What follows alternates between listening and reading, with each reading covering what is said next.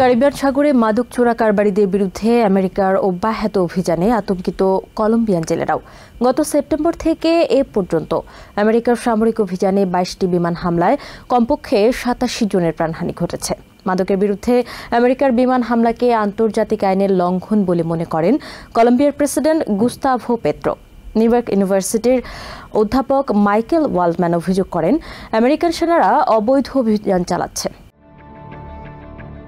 কলম্বিয়ার সান্তা মার্তার জেলে সম্প্রদায়ের জীবন ও জীবিকার প্রধান উৎসই ক্যারিবিয়ান সাগর। শত শত বছর ধরে এখানকার জেলেরা সমুদ্রে জাল ফেলেই জীবন ধারণ করেন।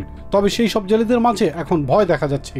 কেউ কেউ ক্যামেরার সামনে মুখও দেখাতে সাহস করছেন না। তারা মনে করছেন এখন পরিস্থিতি বদলে গেছে। জেলেরা বলছেন সমুদ্রে হঠাৎই একটা দানব এসে জীবন এলোমেলো করে দিচ্ছে। গত সেপ্টেম্বরে ক্যারিবিয়ান সাগরে আমেরিকান সেনাদের মাদক বিরোধী অভিযান শুরুর পর থেকেই এমন পরিস্থিতি শুরু হয়েছে। গত সেপ্টেম্বরে হামলা শুরুর পর দ্বিতীয় অভিযানে কলম্বিয়ান নাগরিক আলেহান্দ্রো কারানসা নিহত হন। তার পরিবারের দাবি, সমুদ্রে মাছ ধরতে গিয়েছিলেন কারানসা, এরপর আর ফেরেননি। এক মাস পর কলম্বিয়ার প্রেসিডেন্ট গুস্তাভো পেত্রো সামাজিক মাধ্যম এক্স পোস্টে দাবি করেন আমেরিকা কারানসাকে হত্যা করেছে। তবে এ বিষয়ে নিশ্চিত নয় কারানসার পরিবার। তারা মনে করে এটা কারানসা, কিন্তু এর কোনো প্রমাণ নেই, এমনকি কোনো লাশও নেই। একই সঙ্গে কারানসার মাদকের সাথে সম্পৃক্ত থাকারও কোনো প্রমাণ নেই। এসব হামলাকে আন্তর্জাতিক আইনের লঙ্ঘন বলে দাবি করেছেন কলম্বিয়ার প্রেসিডেন্ট গুস্তাভো পেত্রো।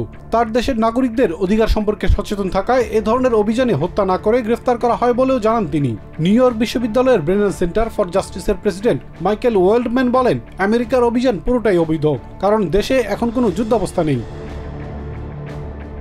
এ ধরনের বিচার বহির্ভূত হত্যাকে আমেরিকার রাস্তায় কোনো লোককে সন্দেহজনক মাদক ব্যবসায়ী মনে করে তাকে হত্যা করার মতো বলেও মন্তব্য করেন এই আইন বিশেষজ্ঞ। তিনি বলেন, কংগ্রেসে সন্ত্রাসের বিরুদ্ধে যুদ্ধের যে অনুমোদন দেওয়া হয়েছে তা আল কায়েদার মতো সন্ত্রাসী সংগঠনের জন্য। কলম্বিয়ার জেলেরাও মনে করেন বিশ্বে আইন রয়েছে, কেউ ভুল করলে তার বিচার আইনের মাধ্যমেই হওয়া উচিত। বোমা মেরে হত্যা করা কোনো সমাধান নয় বলেও মনে করেন তারা। Elias Kamal, TVN 24 news desk. New York থেকে সম্প্রচারিত টিভিএন 24 টেলিভিশন বিশ্বজুড়ে বাঙালির কণ্ঠস্বর।